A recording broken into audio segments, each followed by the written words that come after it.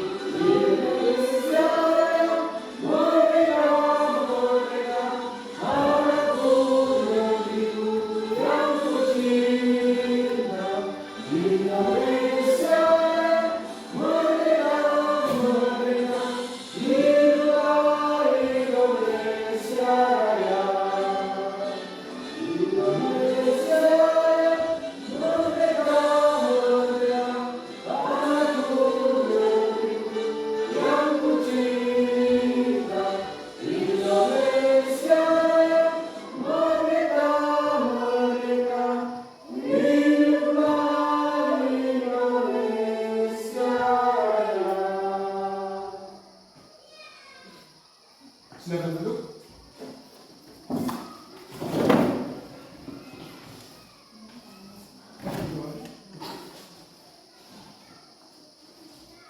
Selanjutnya doa kepada Yesus. Baik, mari kita siap berdoa. Kita berdoa menghadap kepada kita masing-masing. Bila saya membawakan doa ini secara tertulis. Berdoa mulai dalam nama Bapa dan Putra dan Roh Kudus. Amin. Allah Bapa yang Maha Baik, syukur dan terima kasih kami mengucapkan kehadiran segala berkat penyertaan sehingga kami semua untuk bolehkan kumpul bersama di tempat ini dengan untuk membahas tugas kami ke depannya dalam merancang visi dan misi di sekolah kami. Tuhan, kami mohon tuntunan-Mu agar Engkau tetap membimbing kami, mengarahkan kami agar memperoleh pikiran-pikiran yang bisa bermanfaat sehingga kami bisa melaksanakan kegiatan ini sampai dengan selesai. Dalam puji dan segala masa. Amin.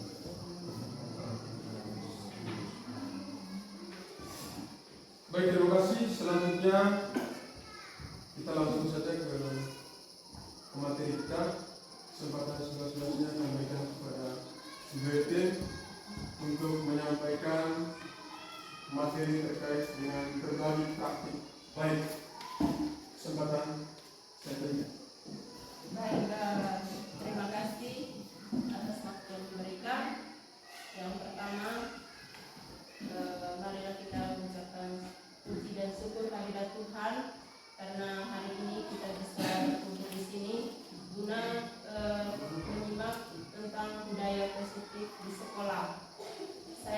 mengucapkan terima kasih kepada Bapak Ibu Guru karena sudah meluangkan waktu untuk mendengarkan praktik baik dari saya. Harapan saya bahwa dengan kegiatan ini lingkungan positif atau budaya positif di sekolah kita dapat tercipta dan terwujud dengan baik sesuai dengan harapan bangsa dan negara kita.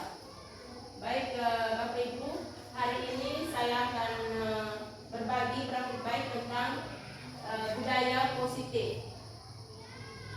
Jadi budaya positif itu adalah nilai atau kebiasaan di sekolah yang berpihak pada peserta didik sehingga mereka bisa berkembang menjadi pribadi yang kritis, mandiri dan bertanggung jawab. Ya.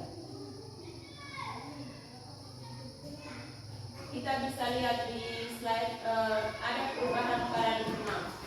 Jadi untuk membangun budaya yang positif, sekolah perlu menyediakan lingkungan yang positif, aman dan nyaman agar murid-murid mampu berpikir, bertindak dan menciptakan dengan merdeka, mandiri dan bertanggung jawab. Jadi ketika kita mendengar kata disiplin, budaya positif ini erat kaitannya dengan kata disiplin. Jadi apa yang terbenak di dalam pikiran kita. Jadi tentu yang terlintas itu kebanyakan yang terjadi selama ini, disiplin itu selalu dikaitkan dengan sebuah kepatuhan, kepatuhan dengan sebuah peraturan. Jadi disiplin juga sering kita hubungkan dengan sebuah hukuman. Ya. Padahal itu sangat berbeda, karena belajar tentang disiplin itu tidak harus dengan memberi hukuman. Justru itu adalah satu alternatif akhir ketika kita perlukan atau harapannya tidak dipergunakan sama sekali. Ya. Jadi Ki Hajar Dewantara menyatakan bahwa untuk mencapai kemerdekaan atau dalam konteks pendidikan kita saat ini, untuk menciptakan murid yang merdeka itu syarat utamanya adalah siswa memiliki disiplin yang kuat. Disiplin yang dimaksud di sini adalah disiplin diri yang memiliki motivasi internal, motivasi dari dalam diri. Jadi jika kita tidak memiliki motivasi internal, maka kita memerlukan pihak lain untuk mendisiplinkan kita, atau kita sebut dengan motivasi eksternal karena berasal dari luar, bukan dari dalam diri kita sendiri. Ya, jadi sebelum kita masuk ke konsep inti tentang budaya positif, sekarang saya minta Bapak Ibu sekalian untuk menulis dalam sebuah kertas atau bisa juga langsung di dalam telapak tangan, atau bisa kita bayangkan saja bahwa di telapak tangan saya ini ada sesuatu yang sangat berharga untuk saya. Ya.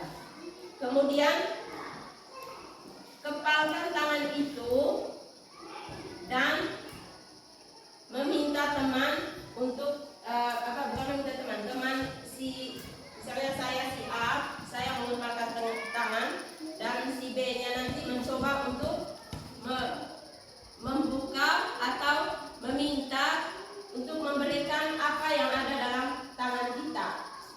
Ya. Saya minta waktunya 2 menit. Jadi kita bayangkan dalam kepalan tangan saya ini ada sesuatu yang berharga, entah itu berupa materi atau berupa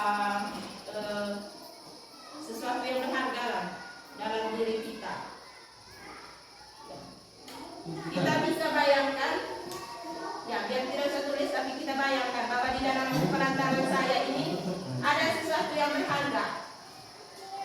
Jadi ketika teman kita membujuk, merayu supaya buka, apakah kita membuka atau tidak, itu yang saya minta responnya nanti. Apakah ketika teman kita meminta untuk buka, kita buka atau tidak buka?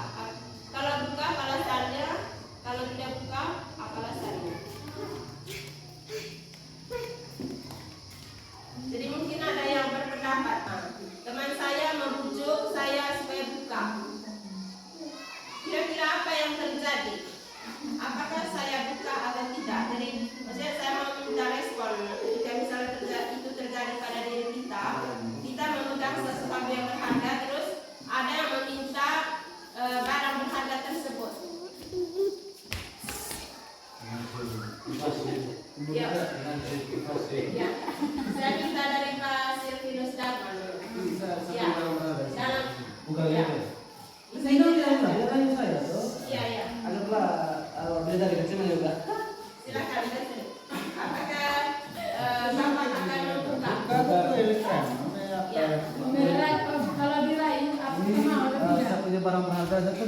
belikan untuk Anda. Paksa Terlalu berharga buat saya. Paksa gitu pula. Ya. Ini Coba, mahar. apakah Bapak Silvinus Darman akan membuka ketika teman Anda memilih untuk membukanya? Tidak. Saya bisa membukanya, tapi dengan catatan yang Dibayar. dimintanya tidak merusak apa yang saya punya di sini. Saya akan memberi, tapi tidak untuk dirusak. Ya. Saya lakukan. Mungkin ada yang lain. Apa ya cinta? Ijazah. Saya punya ijazah, saya pegang di sini. Keke. Saya punya ijazah, saya pegang di sini tuh. Apa alasan ketika Anda tidak mau membukanya?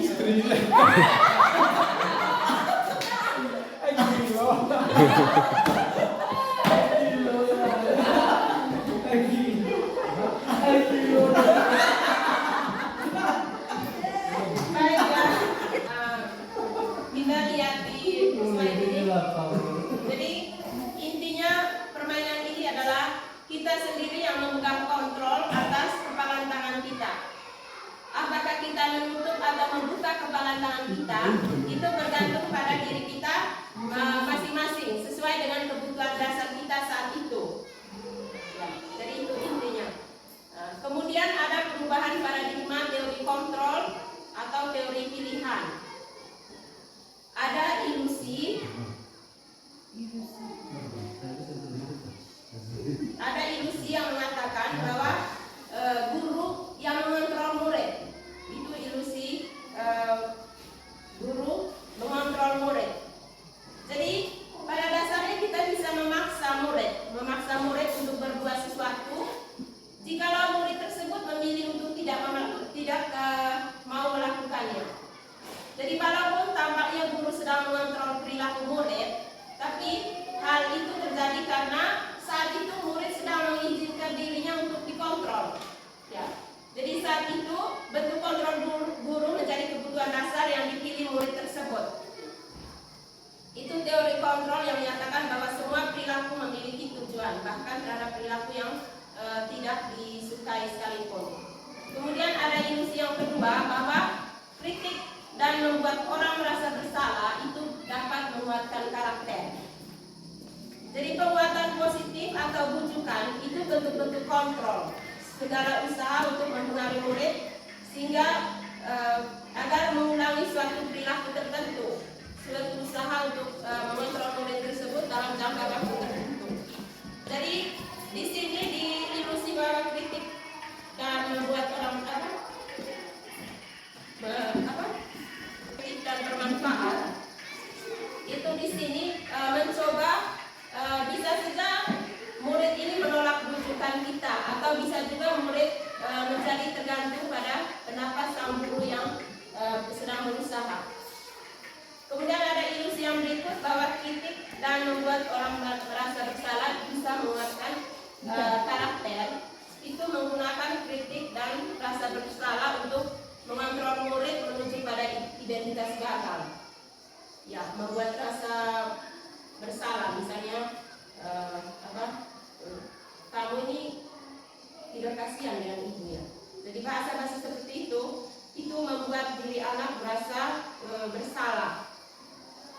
Kemudian ada juga ilusi bahwa orang dewasa memiliki hak untuk memaksa. Kita sebagai orang dewasa percaya kalau kita ini memiliki tanggung jawab untuk membuat murid-murid berbuat hal tertentu. Jadi apapun yang kita lakukan pasti diterima. Jadi selama ada kemajuan berdasarkan sebuah pengukuran kinerja. Jadi pada saat itu pula orang dewasa akan menyadari bahwa perilaku memaksa itu tidak akan efektif dalam jangka waktu yang panjang. Sebuah hubungan permusuhan akan terbentuk. Jadi itu tidak akan bertahan lama. Menurut Ki Hajar Dewantara, tujuan pendidikan itu adalah menuntun skala kuadrat yang ada pada anak agar mereka dapat mencapai keselamatan dan kebahagiaan yang setinggi-tingginya baik sebagai manusia maupun sebagai anggota masyarakat. Oleh sebab itu, pendidikan itu hanya dapat menumbuh tumbuh atau hidupnya kekuatan kodrat yang ada pada anak-anak agar dapat memperbaiki lakunya, bukan dasarnya. Ya. Jadi memperbaiki lakunya, hidup dan tumbuhnya kekuatan kuadrat anak. Itu dasar pemikiran Ki Hajar Dewantara. Yang berikut kita lihat arti kata disiplin. Kata disiplin itu sendiri berasal dari bahasa Latin disciplina, yang artinya belajar. Makna asal dari kata ini berkonotasi dengan disiplin diri dari murid-murid Sokrates dan Plato. Disiplin diri membuat orang menggali potensinya menuju sebuah tujuan apa yang dia hargai. Namun dalam budaya kita, makna disiplin itu telah berubah menjadi sesuatu yang dilakukan seseorang pada orang lain untuk mendapatkan kepatuhan. Jadi ada kecenderungan umum di situ menghubungkan kata disiplin dengan ketidaknyamanan, bukan dengan apa yang kita hargai atau pencapaian suatu tujuan yang mulia. Kita bisa lihat tujuan mulia dari disiplin itu adalah agar terbentuk murid-murid yang berkarakter, berdisiplin, santun, jujur, peduli, bertanggung jawab, dan merupakan pembelajar sepanjang hayat sesuai dengan standar kompetensi lulusan yang diharapkan. Kemudian konsep yang berikutnya itu adalah nilai-nilai kebajikan universal. Nilai-nilai kebajikan itu adalah sifat-sifat positif manusia yang merupakan tujuan mulia yang ingin dicapai setiap individu. Nilai-nilai kebajikan yang ingin dicapai oleh setiap anak Indonesia itu kita kenal dengan profil belajar Pancasila: beriman, bertakwa pada Tuhan Yang Maha Esa dan terakhiri, bernalar kritis, berkebinekaan global, bergotong royong, dan kreatif. Terus konsep inti yang berikut adalah keyakinan kelas. Jadi kalau selama ini kita yang kita buat adalah tata tertib kelas, peraturan kelas. Jadi keyakinan kelas itu nilai-nilai kebajikan atau prinsip-prinsip universal yang disepakati bersama secara universal. Itu lepas dari latar belakang suku, negara, bahasa maupun agama. Misalnya saya kasih contoh nilai kebajikan tentang sopan santun. Kita orang Manggarai budaya mengajarkan sopan santun. Begitu juga orang Jawa ataupun orang di luar negeri. Jadi tetap mereka mengakui bahwa kita sebagai manusia itu menghargai yang namanya sopan santun. Itu maksudnya lepas dari latar belakang suku, negara, bahasa maupun agama ini. Kemudian menurut Gosen, suatu keyakinan akan lebih memotivasi seorang dari dalam atau intrinsik. Seseorang akan lebih bersemangat untuk menjalankan keyakinannya daripada hanya mengikuti serangkaian peraturan. Intinya di sini bahwa kalau kita keberaturan tidak terlalu membangun motivasi dari dalam. Sehingga yang kita buat adalah keyakinan kelas.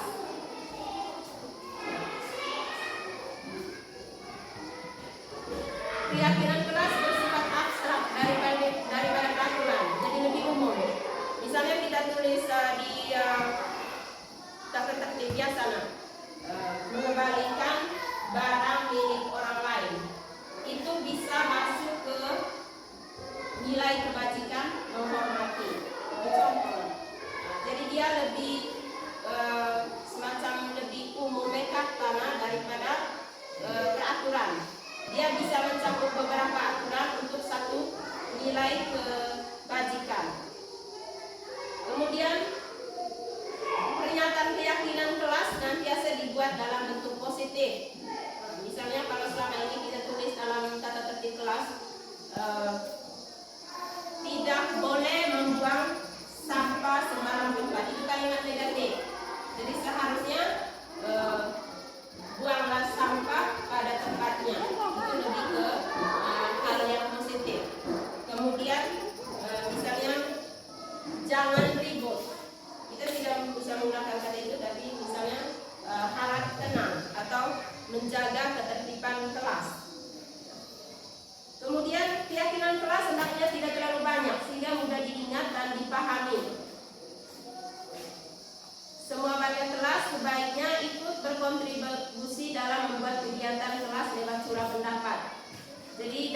membuat keyakinan kelas ini, usahakan kita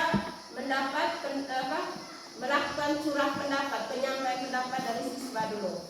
Jadi jangan kita sendiri guru yang buat peraturan kelas. Satu, dua, harus minta dulu. Misalnya kira-kira apa yang kalian mau supaya kita bisa belajar dengan baik di dalam kelas.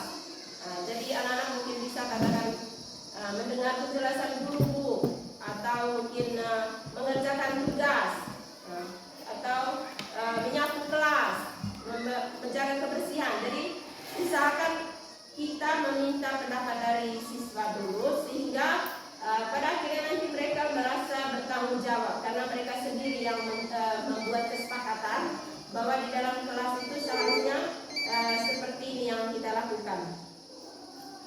Ya. Sekarang kita lihat contoh keyakinan kelas. Ini perbedaan peraturan dan keyakinan kelas. Kalau peraturannya selalu kembalikan buku ke tempatnya. Ya. Kemudian dilarang mengganggu orang lain. Hadir di sekolah 15 menit sebelum pembelajaran dimulai. Dilarang melakukan kekerasan, dilarang menggunakan narkoba, bergantian atau menunggu giliran, menggunakan masker, jangan berlari di kelas atau koridor. Ya, jadi peraturan itu yang saya baca tadi peraturan. Jadi kalau dibuat dalam bentuk keyakinan kelas, kita tulis misalnya siswa hendaknya bertanggung jawab, menghormati orang lain. Misalnya dilarang mengganggu orang lain, ini tadi kita ganti dengan menghormati orang lain. Hadir di sekolah 15 menit sebelum pembelajaran dimulai, kita ganti dengan menghormati orang lain atau berkomitmen. Jadi itu bisa masuk ke satu keyakinan kelas. Kemudian dilarang melakukan kekerasan, itu juga bagian dari menghormati orang lain. Dilarang menggunakan narkoba, itu adalah untuk menjaga kesehatan. Jadi nilai kebajikannya itu adalah nilai kesehatan. Bergantian atau menunggu giliran, itu juga berarti nilai kebajikannya menghormati orang lain, bersabar, terus menggunakan masker, itu berkaitan dengan kesehatan dan keselamatan. Jangan berlari di kelas atau koridor, itu menjaga keselamatan dan keamanan. Jadi intinya dalam membuat keyakinan kelas, kata-kata yang kita gunakan menggunakan kata nilai kebajikan yang artinya lebih luas, dari mencakup beberapa peraturan di dalamnya.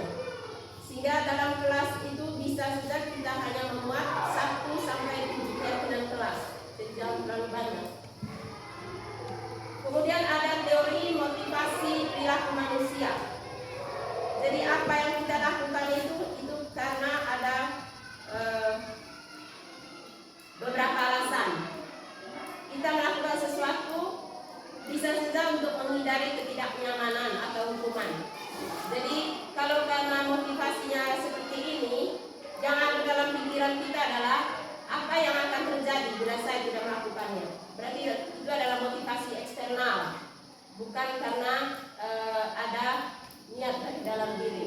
Kemudian ada kita melakukan sesuatu untuk mendapatkan imbalan dari orang lain atau institusi. Dalam motivasi ini, dalam hati kita pasti bertanya, apa yang akan saya dapatkan apabila saya melakukan ini? Kemudian yang ketiga, itu menghargai diri sendiri. Melakukan sesuatu karena menghargai diri sendiri. Jadi ketika kita memiliki motivasi ini, yang ada dalam pikiran kita, saya akan menjadi orang yang seperti apa bila saya melakukan ini. Jadi ini yang diharapkan terjadi pada diri kita dan diri anak-anak di sekolah kita. Jadi ada motivasi internal yang merupakan tujuan disiplin positif. Kemudian dalam menangani kasus anak di sekolah, kita seharusnya mengetahui kebutuhan manusia, kebutuhan anak-anak kita. Jadi ada 5 kebutuhan manusia. Yang pertama itu bertahan hidup.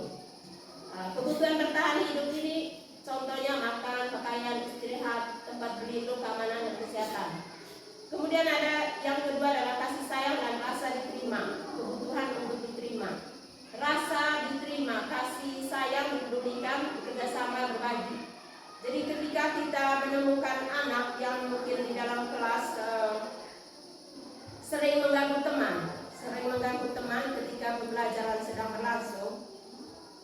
kita harus menyadari bahwa ada kebutuhan yang tidak terpenuhi dari anak ini.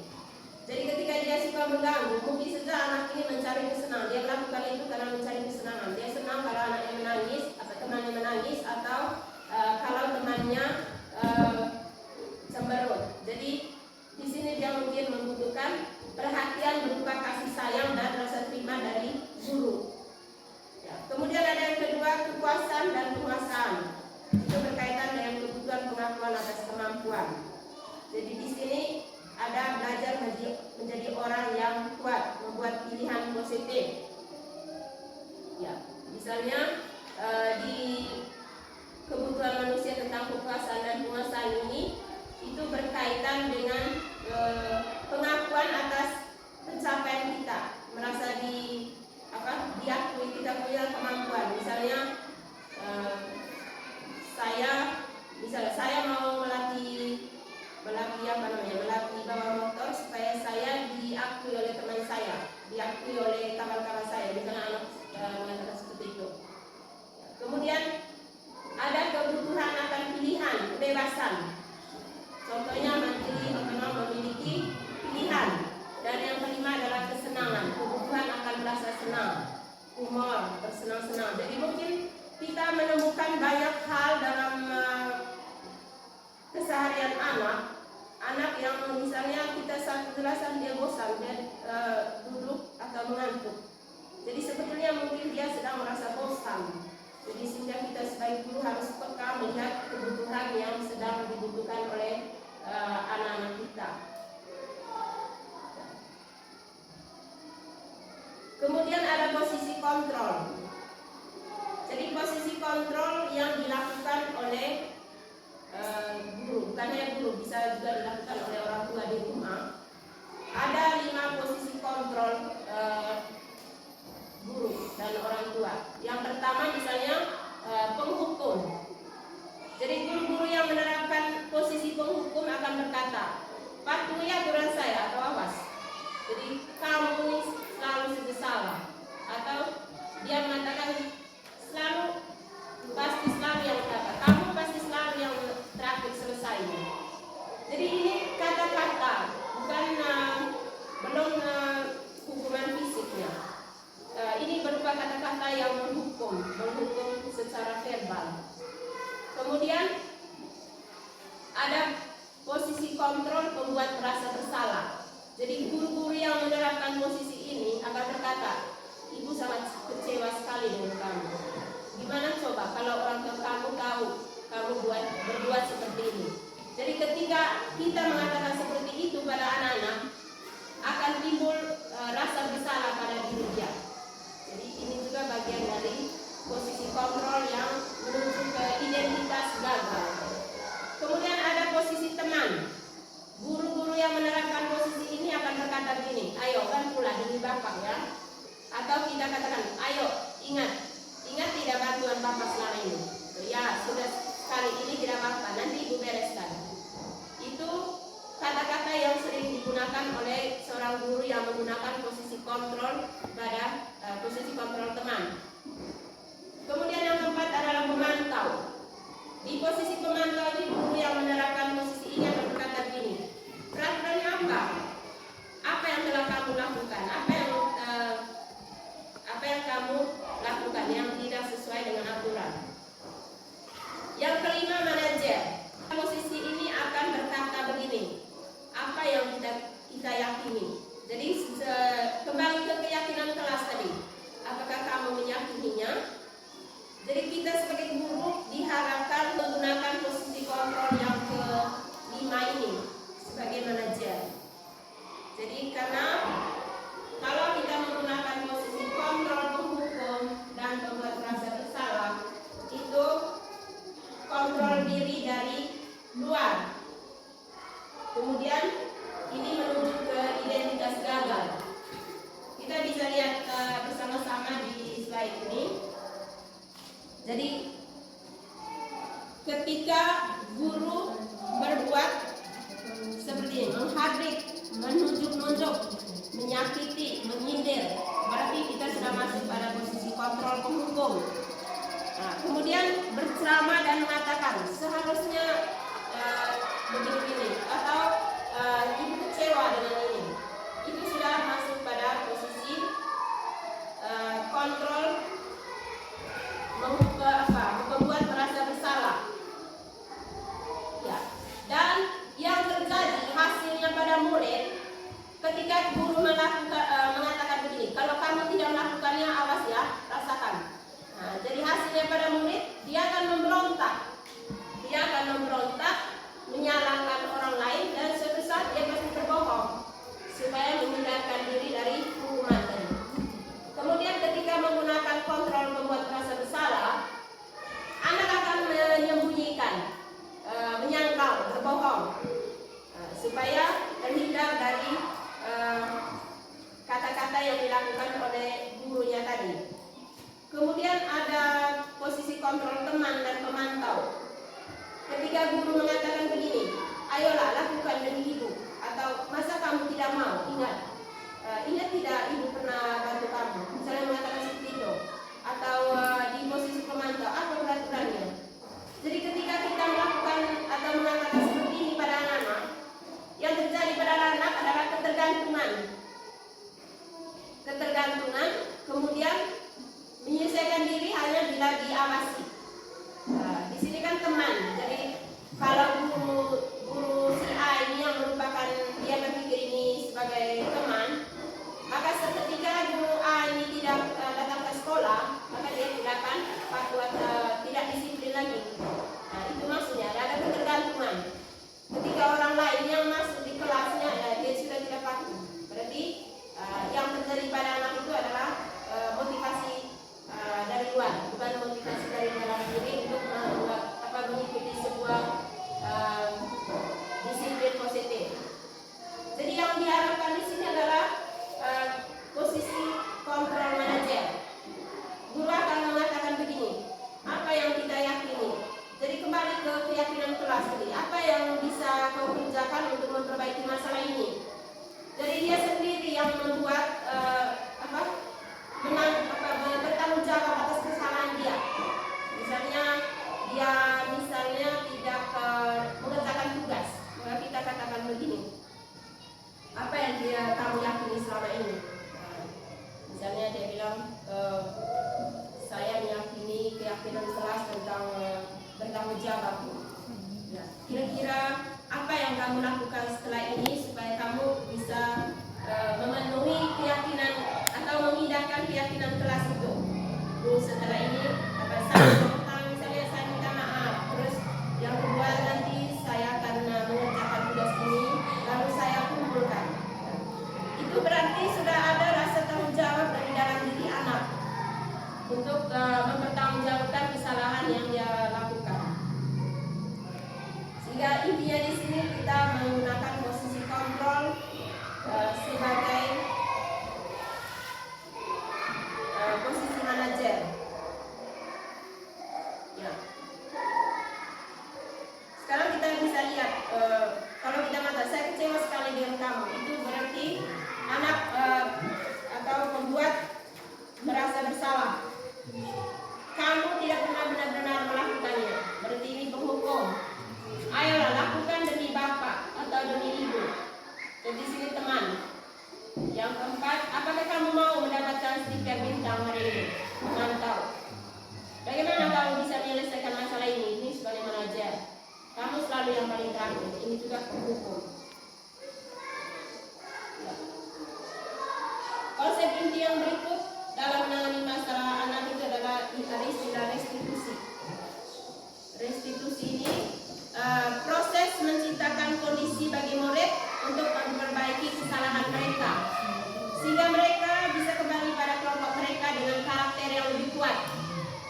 Restitusi juga merupakan proses kolaboratif yang mengajarkan murid untuk mencari solusi untuk masalah mereka dan membantu murid berpikir tentang orang seperti apa yang mereka ingin menjadi atau tujuan mulia, dan bagaimana mereka harus memperlakukan orang lain.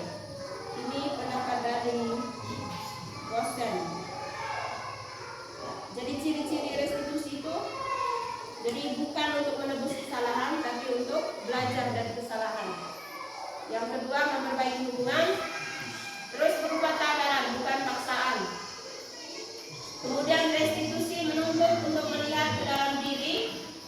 Restitusi mencari kebutuhan dasar yang mendasari tindakan. Restitusi diri adalah cara yang paling baik.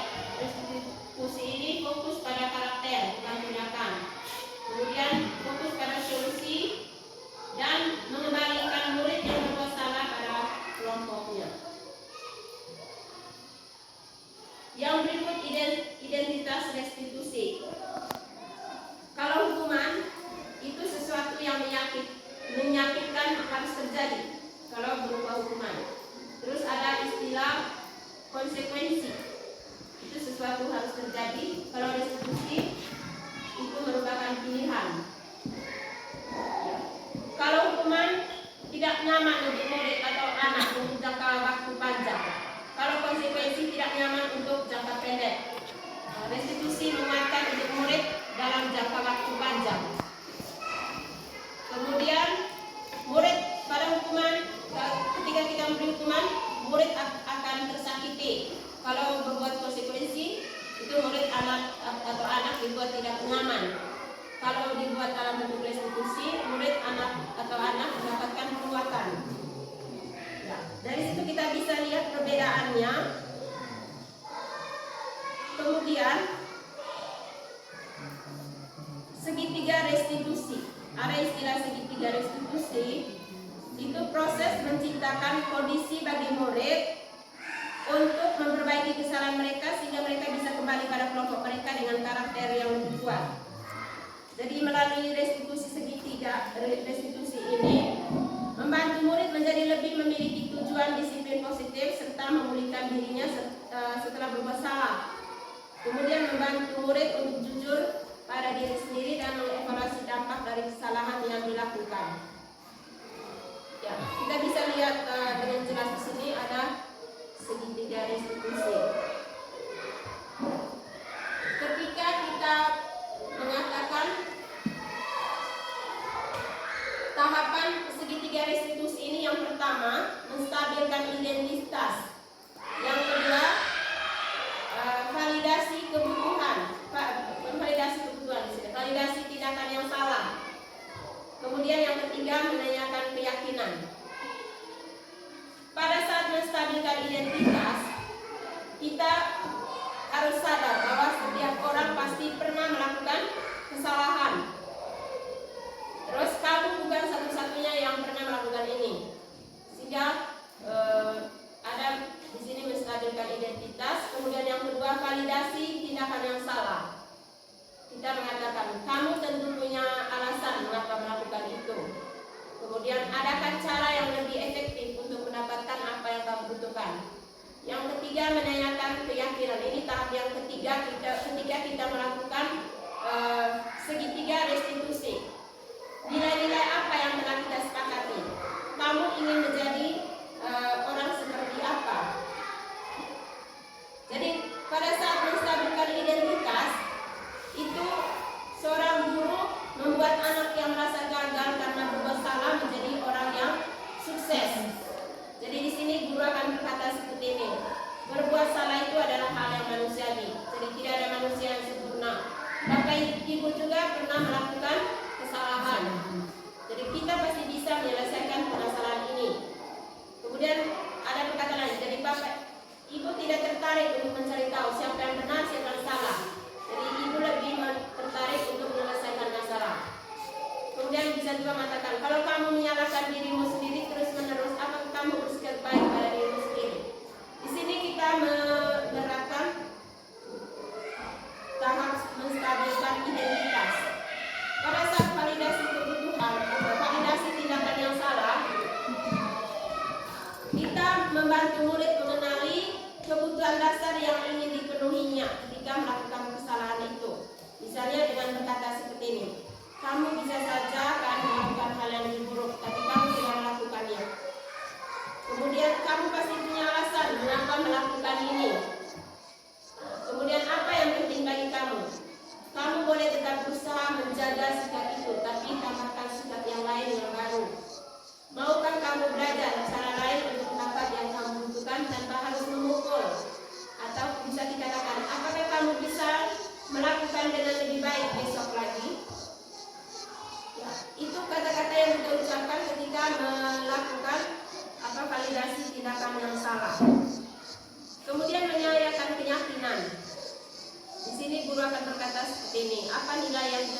kelas atau sekolah kita.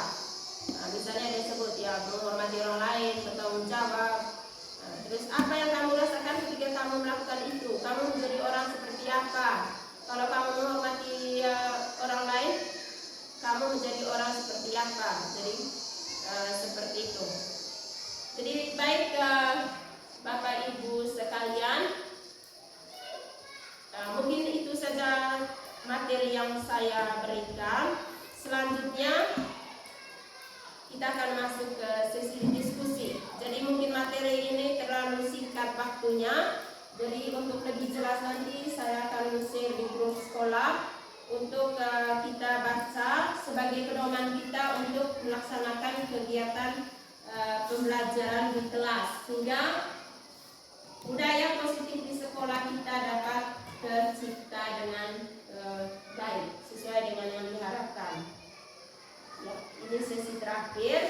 Jadi sebagai gambaran, saya pernah melakukan praktek segitiga restitusi ini di dalam di sekolah kita.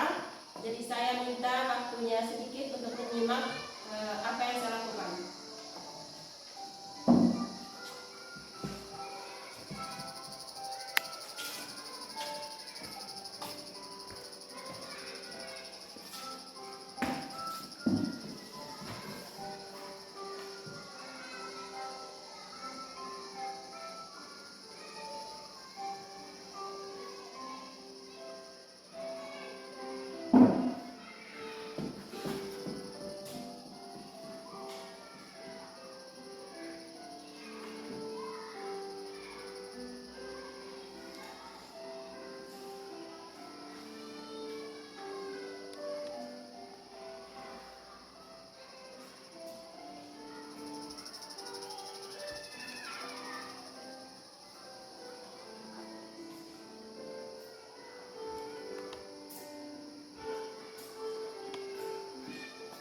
Kasusnya Lani yang tidak mengerjakan tugas.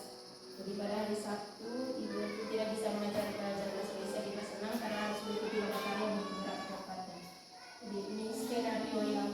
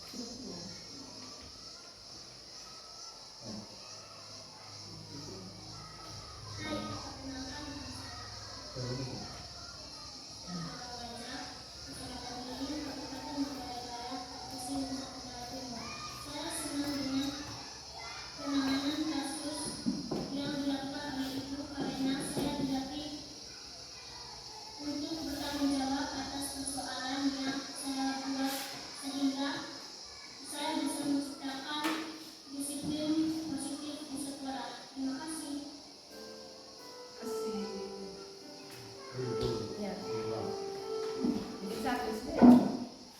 Baik Bapak Ibu, jadi sebelum kita masuk ke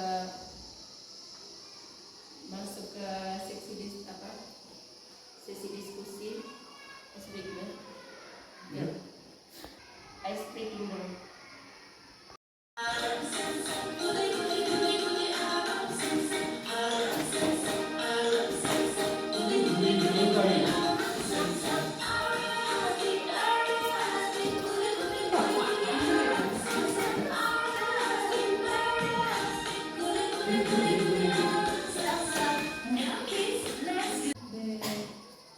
Ya, kepada Ibu Siti. Penjelasannya, tapi selama ini kan yang saya lakukan itu yang pertama adalah hubungan anak. Karena saya pikir juga kalau seandainya anak-anak ini kan kalau kita pakai yang itu seperti yang praktik tadi itu seperti apa namanya itu mengajar itu. Anak-anak yang dari lingkungan ini kan lingkungan keras semua. Nah sulit untuk berubah. Maunya berapa periode dulu baru ini. Tapi kan kebutuhan kita untuk mengajar itu kan ada apa tahapnya kan tidak terlalu lama. Misalnya materinya hari ini habis hari ini. Sehingga kita butuhkan waktunya cepat untuk mereka mengerti. Kalau kita tangguhkan lagi nanti kan akhirnya tidak berhasil jadinya. Mau tidak mau kita paksa, tapi sudah jadinya kan anak-anak juga. Karena memang dari karakter orang tuanya juga kan dari rumah tidak pernah mereka itu membimbing anaknya dengan cara yang baik. Sehingga untuk merubah itu agak lambat. Karena berapa kali saya coba-coba anak itu dengan ujian atau segala macam, tidak mempan. Kita tahu lagi nanti mungkin kita bertahap lah. Maunya ulang lagi sudah kelasnya seperti saya ini. Itu karena saya. Ya, ini ada sharing pengalaman dari Ibu Siti bahwa sering menemukan kesulitan di dalam kelas dan punya kecenderungan untuk fokus ke materi, jadi dilematis antara materi dengan gaya belajar anak yang semakin terlambat. Jadi mungkin ada pengalaman atau pendapat dari kita terkait dengan kesulitan dari Ibu Siti. Kira-kira bagaimana menghadapi persoalan yang seperti ini? Artinya materinya padat, kemudian kemampuan dari si anak ini untuk menyelesaikan. Terus, iya. Mungkin ada Bapak Ibu guru hebat yang lain yang jadi kita sharing, memberikan solusi yang terbaiknya. Jelas, karena anak ini kan tidak pernah dibimbing di rumah. Ya, anaknya terbawa ke sekolah. Baik, terima kasih atas sharing dari Ibu Hawa Siti. Jadi saya berpikir bahwa inilah tugas kita ke depannya. Jadi kita perlu mensosialisasikan ke orang tua bagaimana menangani anak yang bermasalah di rumah. Bukan saja bermasalah, tapi bagaimana menciptakan budaya positif atau disiplin positif di rumah. Sehingga dengan demikian, kalau budaya positif itu sudah diterapkan di rumah, anak-anak sudah punya motivasi dari dalam diri mereka saat berada di sekolah. Tambah lagi saat kita menuntun mereka dengan menerapkan beberapa posisi dan peran yang dijelaskan tadi. Misalnya kita menggunakan posisi kontrol sebagai manajer. Jadi hal ini memang sangat membutuhkan waktu atau proses untuk mengubah cara atau pola lama kita untuk beranjak ke pola yang baru ini. Jadi, tapi kalau saya pikir dari persoalan yang Ibu hadapi tadi, jadi antara mengejar materi yang diajarkan, menuntaskan materi dengan menghadapi anak yang bermasalah, itu membuat seorang guru dilema. Jadi menurut saya bahwa ketika kita misalnya mengutamakan dulu anak ini, memperbaiki lakunya dulu, mengubah lakunya supaya dia bisa mendisiplinkan diri, itu dengan sendirinya nanti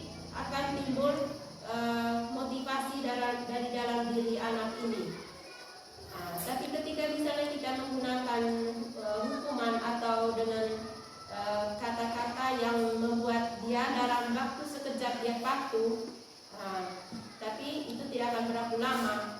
Ketika misalnya keesokan harinya dia buat lagi. Tapi di sini kita dituntut untuk sabar. Jadi memang tantangan kita sebagai guru, kita harus bisa mengolah emosi kita. Saya sendiri sering menghadapi hal seperti itu ketika saya sudah mendapat materi ini, terus mau praktekkan di kelas.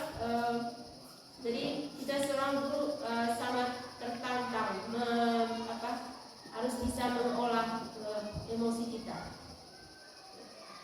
Untuk proses intinya itu, jadi kita harus pelan-pelan. Baik, terima kasih penjelasan dari Ibu RT. Baik, terima kasih atas penguatan dari Pak Bos. Dari sini saya berpikir bahwa inilah tugas kita ke depannya. Kita harus mensosialisasikan hal ini kepada orang tua. Jadi memberikan pemahaman supaya kita antara orang tua dengan pihak sekolah itu sepaham dalam membangun karakter anak menuju karakter yang lebih baik.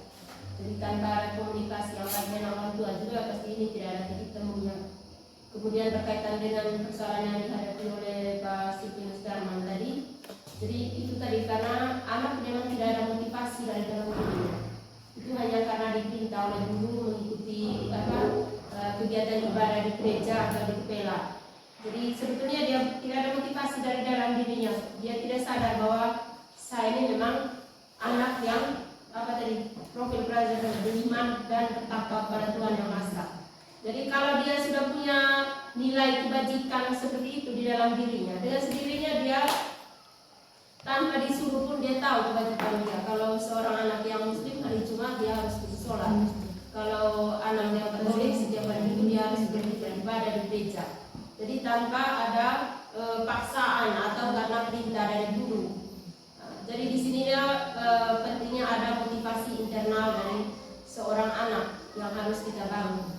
Baik, terima kasih kembali ke Baik, terima kasih jawaban dari Ibu RT. Saya minta satu refleksi. Jadi Bisa.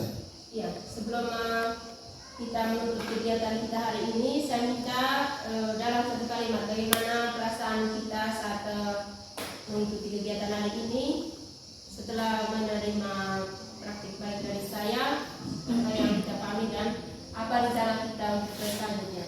Satu kalimat, satu kalimat.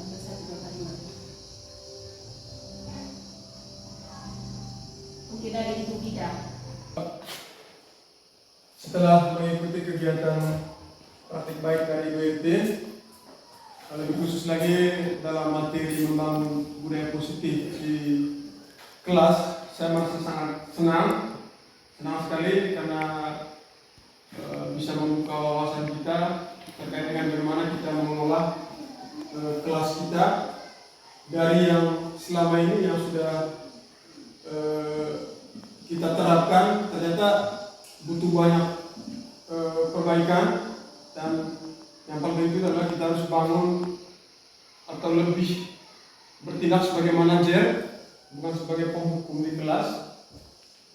Itu yang sangat menarik dari saya. Yang selama ini saya pribadi juga lebih mengambil posisi sebagai penghukum, sehingga cenderung untuk menyelesaikan persoalan itu dengan menghukum anak-anak. Padahal sebenarnya itu yang harus budaya baru yang kita harus perlu perbaiki, bahwa kita lebih berfungsi sebagai manajer untuk mengelola persoalan yang kita hadapi di kelas. Sedangkan untuk target ke depannya, harapannya itu tentunya bahwa dengan mendapatkan materi ini, ke depannya kita bisa menerapkan budaya positif ini di kelas. Sekian saja Bu. Terima kasih. Kita berikan tepuk tangan untuk kegiatan kita.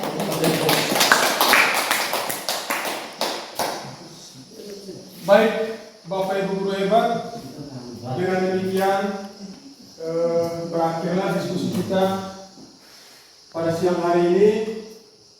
Dan sebelum kita bubar, saya sampaikan terima kasih kepada IBRT yang sudah memberi kesempatan untuk kita berdiskusi, juga untuk membuka wawasan kita terkait dengan budaya positif yang harus kita praktikkan di kelas kita masing-masing.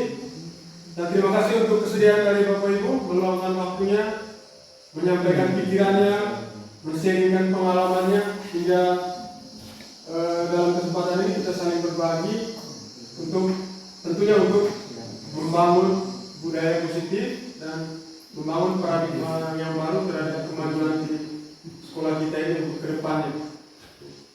Jadi selamat siang dan sampai jumpa di lain kesempatan. Ya.